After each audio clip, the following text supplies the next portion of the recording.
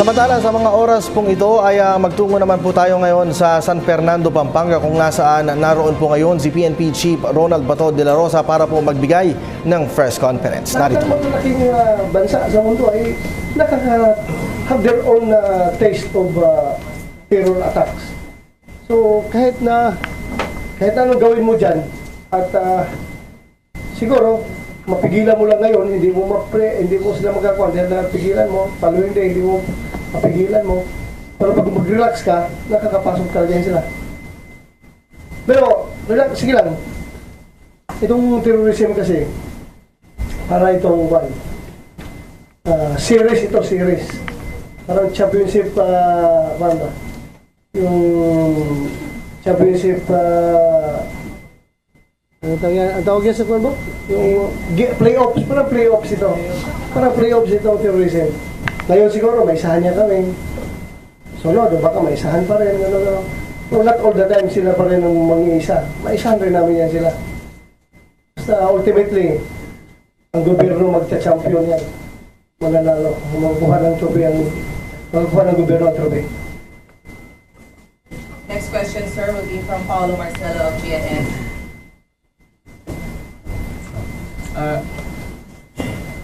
Sir, right now po, are we currently investigating mga ganitong ganitong magnitude ng mga pwede ba kung may investigahan ba tayo ng ganitong klase magnitude ng incident rin? Are there any other threats na we're investigating? Sa ngayon, may nangyari na nga, di ba? May nangyari na. So, to be prepared, kaya na nag-declare si Presidente ng state of lawlessness or lawless violence para masiguro na hindi na maulit. So we are treating all information, whether basura yan or whether valuable yan, tinitreat namin yan, hindi namin yan dinidisregard. So when you say meron pa bang ibang threat na looming, well, we can say that who knows? Who knows? Nobody knows kung meron pa mangyari. Sa ngayon, yung intelligence community natin ay nagsisumikap. Follow up lang po, after the unfortunate incident in Davao, yung ibang mga police regional officers natin, sir, nagtaas ba ng alert status? Then until now, nakataas ba? Yes, buong Pilipinas yung declaration ko ng full alert status. And I hope itong PRO3, i-maximize sila yung kanilang presensya sa publiko, yung kanilang police visibility. Para anyway, so far wala pa namang nangyari dyan sa PRO3, no? Region 3, wala pang terror attacks dito ever since. Hindi pa kayo nasabugan dito. Wala pa. So, continue relaxing. Our next question will come from Grace Hopefully. followed by... Nakunod. Sa walang mayari sana. Yes, sir. Our next question will come from Grace Ansano to be followed by Joshua Antonio. Good afternoon. Ang tanong ko po ay, although kanina medyo napahapyawan yung tungkol po sa ating pangabahay pag-asa, based sa report, Central Luzon ang nangunguna sa pagsuporta dito at actually dito po na sa may Bataan tayo may model bahay pag-asa. Sa kabuuan, kumusta po ito sa paningin ng ating sa ating bansa? Kumusta po? Yung kanya-kanyang region, may kanya-kanyang style. Yung dito, sa Region 3, nangunguna kayo. Totoo yan, kayo nangunguna. Yung bahay pag-asa. Which is, I'm trying to replicate it to other regions. Ginagawa natin best practice itong bahay pag-asa ninyo dito para kopyahin nila doon. Pero yung iba namang regions, meron din sila sariling approach nila. The same manner, basta form of rehabilitation. Kanya-kanyang approach yan, kanya-kanyang region. So, totoo yan, kayo nangunguna dito. And we hope all other regions will follow. Sa naikot ko na po, pareho sila, lahat ng regions may mga ganun na interventions. Close to rehabilitation. Kanya-kanya lang po ang approach, iba-iba. Thank you.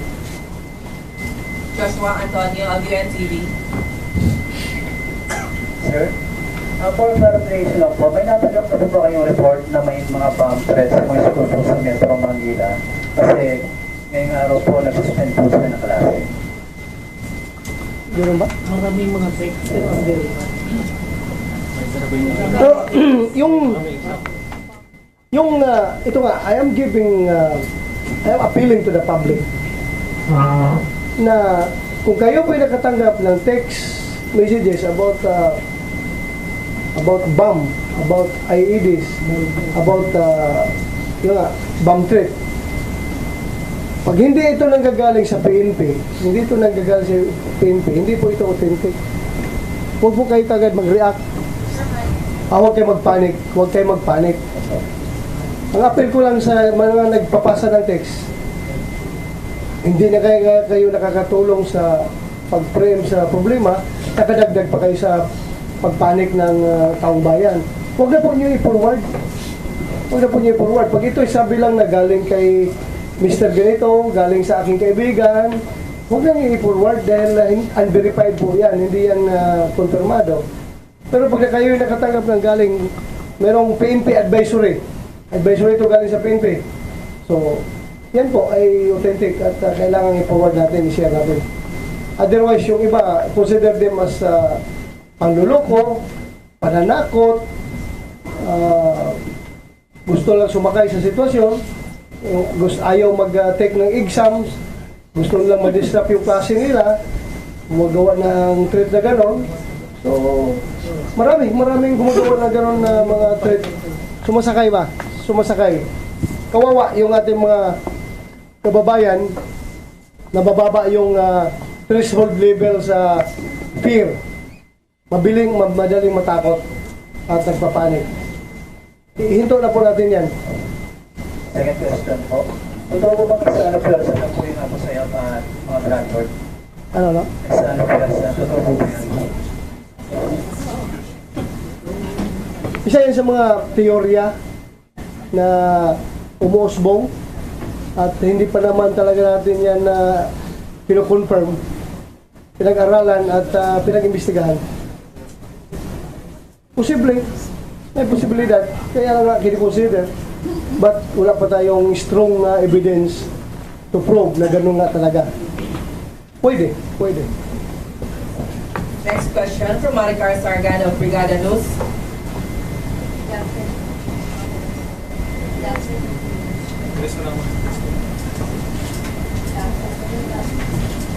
Good afternoon, sir. Opo, marami pong tututukan ninyong PNP. Pero may tentative date sa PNP kung kailan po sisimulan yung kontra illegal campaign naman po. And kung tulad, second question, sir, kung tulad po sa drugs, kung may narco listing, ang PNP po ba may listahan dito ba kung sino yung mga nagpapatakbo ng illegal campaign? Gusto mo ngayon agad ating hinto? Ha? Hindi, ganito yan. As I have said, marami kami inasikaso ngayon. Number one priority namin itong drugs. Maybe after 6 months, pag kami nananalo dito sa laban na ito, wala na kami ibang tututukan. So, we will shift to illegal gambling. Kung sinasabi mo na narco politicians, meron bang gambling politicians? Gambling lord. Alam mo naman yan eh. Bakit tatanong ka pa sa akin? Taga dito ka ba? Saan ka? Palawan po. Palawan. Alam mo naman siguro yan. Meron yan. Hindi man mawala yan. Meron. But, ito nga, nagtatanong kayo, bakit hindi sinabay yung ating kampanya sa illegal na droga at sa illegal na gambling? Hindi po tayo pwedeng isabay dahil yung nga, ito nga lang, sa gambling pa lang, sa drugs pa lang, running out of time na tayo. Kung isabay pa natin yan, lalong wala tayong focus. Baka matatalo lang tayo on both fronts. We can't be fighting in all fronts. So, kailangan natin concentrate mo dito, then later, pag manalo, shift na naman dito sa kabila. Kaya natin priority yung drugs dahil yan ang mandato ni Presidente. At saka, alam po natin, nasa illegal drugs, this is a practical point of view. Sa illegal drugs, maraming buhay na sasayang. Sa illegal gambling, maraming buhay na bubuhay. Di ba? Practical lang. But it doesn't mean na tinatanggap ko yung pera galing sa illegal gambling. I must tell you honestly, maraming gambling lords na nag-offer ng pera sa akin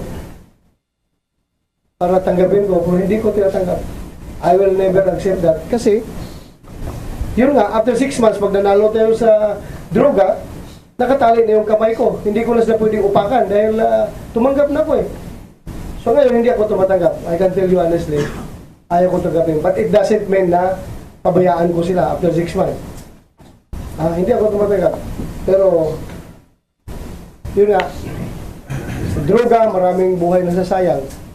Sa illegal gambling, maraming nabubuhay. Ginagawa sa buhay ito.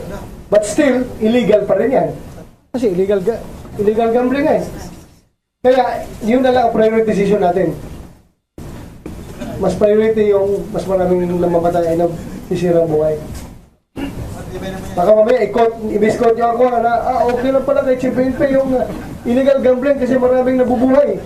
Huwag nyo akong misquote. Yun ang order of prioritization lang yun. Okay. Next question, sir, will come from Jun Malik of Rappler. Sir, may we get your comments as regards the report na pinapatanggal daw ni Mayor Sara Duterte yung Chief of Police sa Davao City because of the bombing incident. Dahil, because of that, The bombing incident po. totoo po yun. Totoo po yun. In fact, pati yung task force Davao, pinapatanggal niya. Yung army. But, mag-uusap pa kami. I will talk to her. I will see what I can do. Kasi meron naman din kasing mahirap na discuss. Baka, this is fun. Amin na ito. Amin na lang. Basta meron siyang gusto niya at ako naman, the part of the PNP, I will try to talk to her kung anong magagawa namin. Okay? Next question, sir, will be from Jess Malabanan, Interaction IORB.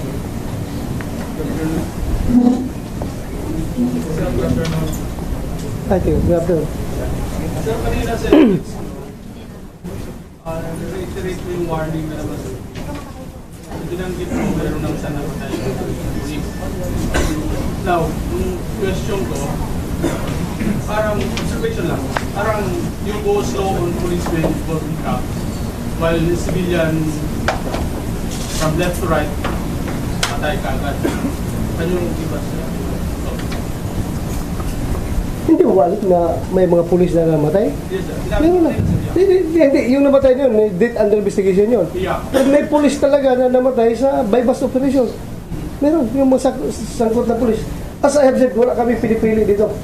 Mas gusto pa nga namin patayin yung aming kasamahan na nag-tridor sa aming sinumpaang tungkulan. Totoo yan. Mas gusto na yung patayin yung kasamahan namin na tinatridor kami. Dahil kami nagsusumikap na magampanan yung aming tungkulin, tapos itong aming kasamahan, tinatridor kami.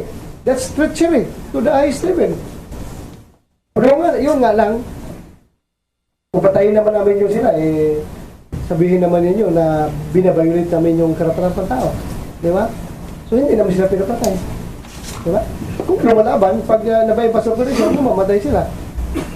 Basta ako, rest assured, wala kami pinipili. Wala kami pinipili. Lahat yan mayaman, mahirap, police, civilian, basta ikaw into drugs. Kahit na politiko ka pa. Mamamatay ka pag ikaw nasa drugs at lumalaban ka. Kinakalaban mo yung police. Mention mo yung death under investigation. Ilan na po yan nationwide? Ha? Death under investigation. Ilan po nationwide? Sir, ilan na sir? Ang number of incidents ay 1,672. Ang biktima ay 1,805. Ang cases filed, 281. Itong 281 na to, yung SOL. Ang ibig sabihin ng SOL ay nakapag-file ng kaso, nahuli ang suspect ay 176. At ang cleared, nakapag-file ng kaso pero at large yung suspect ay 105. That's about 17% ng incidents na Sir, ito. paulit lang, 1,672 incident. Death under investigation. Yes, 1672. Ang victims ay 1805. Ilan po ang sa Central Luzon? Ay, hindi na nationwide ito. Sir, Sir, ilan ang sa Central Luzon, sir? Well, I think we have, sa armed encounter, we have 230. And while DUI is about 203. 220 sa DUI, death under investigation for Region 3. Number 2 itong Region 3, nationwide. Number 1 NCRPO sa daming DUI. Number 2 itong Region 3. Sumusunod yung Region 4A.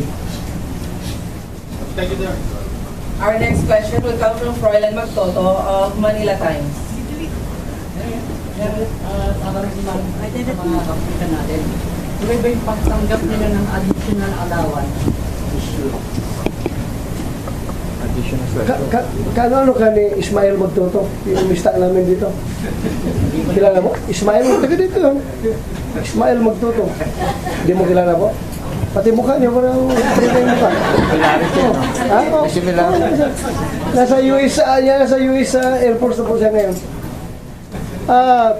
Yung pagtanggap, tuloy-tuloy po yun. Hindi mo ba? Additional, sir. Additional, oh. At next year, mas malaki pa. Tatanggapin namin additional na allowance. So, meron ngayon yung taon na to, next year meron na. Meron pa, lalaki yan. At hindi mo ba alam na ako ang pinakamayaman na pulis sa buong Pilipinas? Oo. Ako ang pinakamayaman.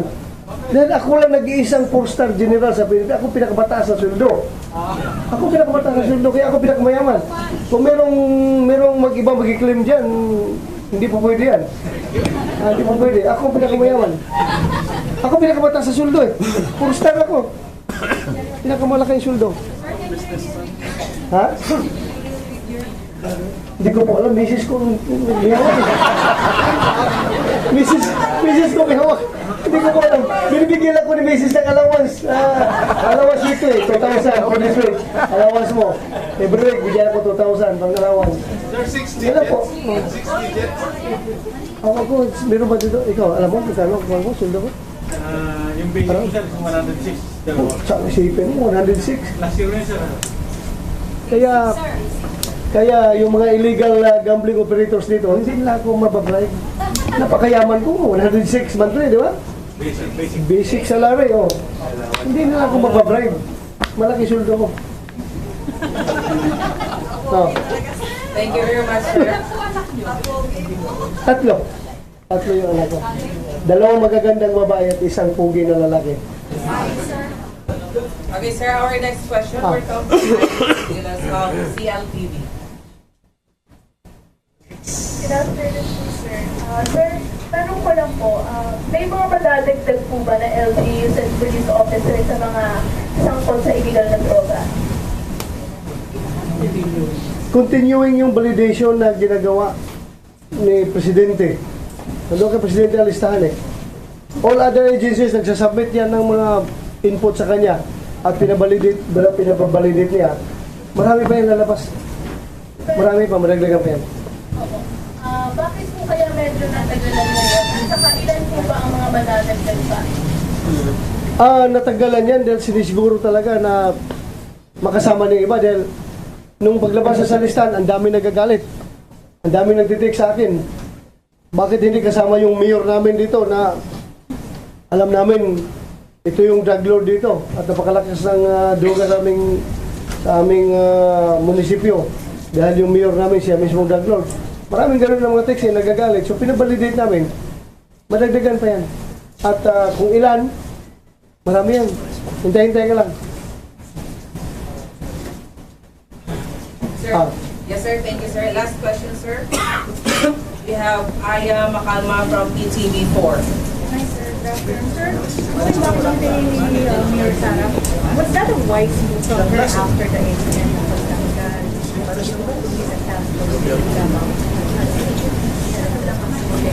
I cannot comment about that. May kanya-kanya discretion yung mga local chief executives. you better ask her. Ayaw kong awayin niya ako. Mamaya ako naman suntukin niya. Magalit yun. Sir, my second question. Sir, yung mga kumakalat kasi na text ngayon, using your name, galing sa inyo or galing sa mga ano. So how will they authenticate a text message, a scare text message? So mga ordinary ano, papaano natin? And how do you also have an investigation already about this? Kasi this is not the first time nagkaroon ng ganitong klaseng bomb scare text. Tama nga, no? Paano nga pala ma-verify yung authenticity? Kasi pwede naman gamitin ng yung text. Ito po ay galing sa PCRG. Ito po ay galing sa Directorate for Intelligence ng PNP. Ito po ay galing kay Chief PNP. Yung si forward. Problema nga pala yan. Paano ma-authenticate? Ganito na lang. We use the legitimate media. Kayo. Ibinawan din yung PIO natin. Nag-release siya ng advisory. Siya magsasabi. So pag sinabing PIO ang nagsabi, PIO ang source, tapos kayo mismo nakakatanggap, at tulungan nyo kami mag-disseminate yan.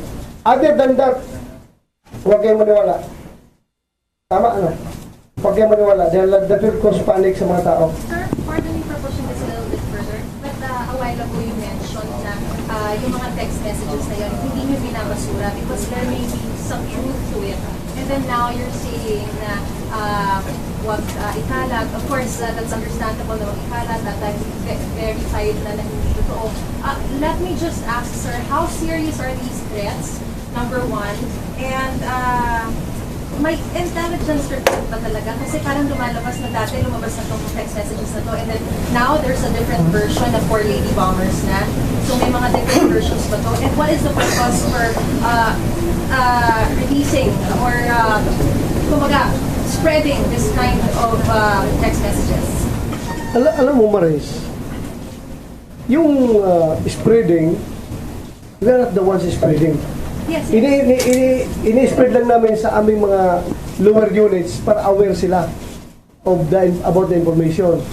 Ang problema kasi yung media, yung aming internal lang na documents, kinakapture ng media, tapos pinapasa sa iba, kaya na-share tuloy sa mga tao na hindi dapat mapag-sharean. They are classified information. Sir, kasalanan pala namin. Totoo yan. Sir, totoo. how serious are these threats? And what is the purpose of... Very serious. Kaya ka namin pinagtuunan ng pansin. No. So, ano ang totoo, sir? May katotohanan ba yung messages na ito? As what you've mentioned earlier? Di ganito. Or ngayon, sinasabi nyo that these text messages are not verified? Di, ganito yan. Ang ibig ko sabihin na i-stop ninyong ikalat yung mga nagkakalat na text messages na alam naman natin na mga kalukuhan yun. I am discouraging the public to disseminate to the public dahil magkukos ng panic nga. Pag sa amin naman, lahat na pumapasok sa amin, sa organization, hindi namin kaagad di-dismiss as hoax. Talagang tinitreat namin yan at pinaprocess. Tingnan namin kung talagang binabalidate kung totoo. Kasi sayang man din. Mamaya totoo yan. So, lahat na pumapasok sa amin, ito-consider namin na valuable information. So yung may 4 lady bombers in Metro Manila, do you consider this as hoax? Or do you consider this as a possible verified information? Hindi namin nilabas yun. Amin lang yun eh. Dahil, sir, kasi kumakalat sa lahat. Yun nga, A lot of people are kasi. actually concerned. So we need an assurance from the PNP chief mismo. We are addressing that information. We are addressing that intelligence properly. So you're not dismissing it? We are not dismissing it. Kaya nga man disseminate sa baba. Pero para sa amin lang sana yan, hindi para sa public. Not for public consumption. Eh, kaso, kinuha ninyo, binalita nyo, sige na lang, okay na lang. Okay na lang. Ha? Okay lang. Pero tinitreat namin yan. We are addressing that. Hindi namin yan dismiss. Last 2 questions, sir. From Franz Figueroa of TV5. Parang with August 5 intel information na yung for missing nilusutan, kaya nagkaroon talaga very specific intel information. Di, ang informasyon, di ba, kung nabasa nyo yun, di ba? Ang target ako, or di si Mayor? Malls? Nasa ako yan? Ano ba nakalagay? Nakalagay? Yung information sa amin, suicide bombing yun. Yayakapin ako ng naka-vest ng bomba na babae na nakasuot ng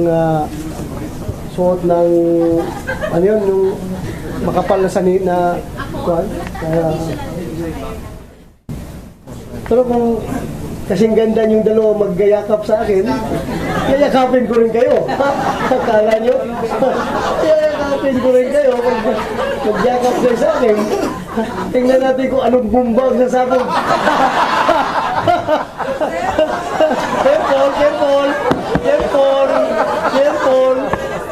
Careful. Ha? Laka! Nanonood yung misis ko ngayon. Kaya ko nito mamaya. Ano? Ayun, so may possibility nga na nalusutan. Ano yung tingin nyo doon? Single noong August 25, it happened. Ano pang masasabi ko niyan? Alam ko, masigyan kong deny na hindi nalusutan, may sumabog na eh. Yun talaga, may sumabog na. So, yeah, may sumabog. Sir, yan po ang magpo-cause din. Siyempre, ngayon nalaman na ng mga tao na may ganun yung intelligent nangyari yun. Siyempre, the panic. Yung reassurance lang, sir, na we're on top of the situation. As I have said, we are working on that. Magtiwala lang kasi yung kapulisan, kahit na narusutan tayo. As I have said, game 1 pa lang yun sa series. Series itong terrorism. Sir, pero may nagigit ba tayo nung natanggap yung ganun din? Yes, pinasa natin sa baba. And the territorial units are responding accordingly. They responded accordingly. Yung Davao nga lang, doon tayo tinamaan. Sumabog kayo. Sumabog. Yes, sir. Last question, sir. Will So, huwag niyo sisihin yung Davao City Police, ha? Even the President himself did not malign the performance of Davao City Police Office and Task Force Davao. They are working very hard. Hindi niya minamalain. Kasi alam niya kung ano ginawa. Nalusutan na talaga tayo. Last question, sir, will come from Ana Stanislav, CNN PH. Sir, earlier you said na posibleng nagsalit sa Abu Sayyaf and mga drug lords. Will you be able to divulge on that, one of the theories you're looking at? And ano pa yung mga posibleng theory or, solid leads na tinitingnan ng PNP ngayon? Yan ay mga theory pa lang hanggat hindi ma-convert into facts. So theory pa lang sila hanggang ngayon. Alam mo na yung mga investigador, mga very wild imaginations, so meron yung ating mga investigador eh. At saka meron naman silang kinukunik na mga dots. May nagkukunik-kunik. Don't you worry, pag ma-confirm namin to, the public ought to know this.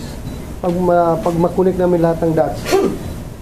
Wala kami itatago sa inyo dahil para sa atin ito lahat eh. Hindi na lang kami mag-confirm as early as now kung wala kami solid basis. Otherwise, pagtatawanan tayo yan. We are police, we are investigators. Hindi tayo pwede magsasalita based on chismis. Kaya nga sasabi na theory lang yan hanggang ngayon. Dahil yun nga, Abu Sayyaf is pira-pira lang. Pira-pira yan sila, nangingidap nga sila para magkapira. How much more kung merong drug lord na mag-offer siguro na tirahin mo yung Davao dahil galit kami sa presidente dahil nasira yung aming negosyo. Nasira yung aming drug trade.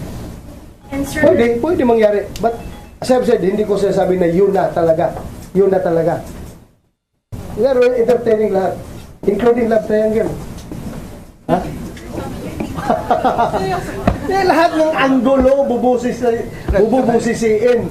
Hanggat mag-shrink tayo into one final angle na tututukan. Ano? Wala. Magpapatawa lang ako kasi malungkot kami ng mga Dabawin nyo nga. Malungkot si General Aquino, Dabawin nyo rin ito eh. Malungkot ito ngayon dahil nandun yung pamilya namin sa Davao. Nandun yung pamumuhay namin sa Davao. Malungkot kami. Sir, lastly, yung nilaunch po ninyo ngayon yung text ba to hotline, how is it different po from the 911 hotline? Yung apps na text ba to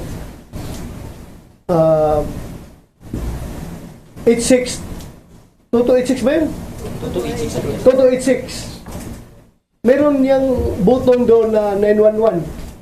Parang pinapasok namin ng 911 doon. Kung gusto mo ng immediate na response, pwede kang pindutin yung 911. Kung gusto mong magbigay ng informasyon, doon ka, maraming buttons na pagpilian. Hindi yung nakipag-compete sa 911, kundi nagko-complement sa 911 yun, yung apps na yun. Maganda po yun. Thank you very much. That will be the end of our press conference with the Chief PNP this afternoon. Marami pong salamat. At this point, may we request po our friends from the media to exit the conference room so we can start with the command conference. Maraming salamat po mula po sa Police Regional Office team. At inyo pong natungayan ang naganap na press conference ni PNP Chief Ronald De La Rosa dyan po sa bahagi ng San Fernando, Pampanga. Kabilang po sa mga napag-usapan sa press conference na yan ay ang patuloy na paglakas ng operasyon ng PNP laban pa rin po sa illegal na droga. Itinaas din po o patuloy rin po ang paghigpit ng seguridad sa bansa matapos naman ang naganap na pagsabog sa Davao City. Samantala, nagpaalala rin po si PNP Chief Ronald Bato de la Rosa na huwag maniwala sa mga text messages na posibleng magdulot ng panik at maghintay muna ng kumpirmasyon mula sa PNP.